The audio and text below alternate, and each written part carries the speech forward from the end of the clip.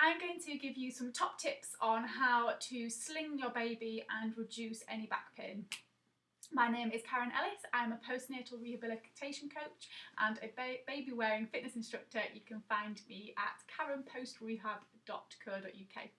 So in this video I'm going to give you some top tips on how to help reduce any back pain whilst you are carrying your baby in a sling. I've got some tips to give you an immediate relief in back pain, and then also some things to consider to think about any lower back pain in the long run. Okay, so let's start out with immediate help.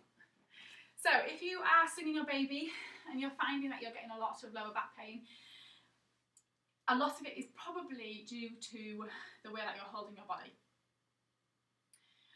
First of all, before we go into that actually, I want to just kind of get you to consider how you're slinging your baby. Make sure you are happy that you are using a sling that is the right, that is going to hold your baby successfully and it is in the right way, so baby's snuggled in. It's not something I'm going to go through with this video, that's for another video, but just make sure you're happy with that first. And then we're going to look at how you are holding you. So what you're probably finding you're doing is this. So when we're carrying an extra weight, we're carrying our baby, we find a way that we can carry our baby with less effort and having to use less muscles. So we'll carry our baby like this, because when we shift our hips forward and we lean back, we are stacking our bones in such a way that a lot of our muscles can switch off. Now the only thing with that is we are kind of hanging off ligaments and using bones. You can see how much more our back is kind of arched in, and that pressure is going to be on our lower spine. So although it might feel like it's easier, it's going to be more painful and not very good in the long run. So let's sort that out. So what I would like you to think about is first of all, where you have your hips. So if you can see now, my hips are kind of over the middle of my foot. What I want to do is shift my hips backwards so that they're over my ankle. So when I look down, my hip bone is over my ankle bone. And that already, if you do just that alone, you will feel that the muscles in your legs switch on, the muscles in your butt switch on, and some of those muscles kind of around your tummy area switch on also. So your muscles are switching on to help support you. This is good. Okay, so let's do a bit more of that. So another thing to think about is the way that our hips are placed in this rotation. So you might find that you rotate your hips backwards, because that allows us to kind of stack those bones in our spine to just kind of hang out there, or you might find you're tipping the other way. Either way, we want to go back to a neutral pelvis. So to find that, you're going to get the heel of your hands and put them on the bony bits at the front of your hips, and then the fingers are going to go on your bony symphysis pubis here. And what you're aiming for is for those 3 bony points to be in a line vertically. So if you've got your hips tilted backwards, this bone here is further forward than these bones. If you've got a tilt forward like this bone down here is behind these bones. So you want to get them vertically, and there you have a neutral pelvis. In a neutral pelvis, these muscles here can switch on, which are the muscles that go all the way around to your lower back.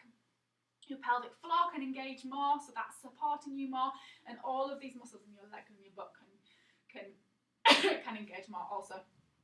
So those are your tips to give you some immediate relief of your back pain while you're slinging your baby. So hips over ankle, hips in neutral. And that's what you really need to think about. Every time you stand, every time you stop with your baby, think about where your hips are and replace yourself.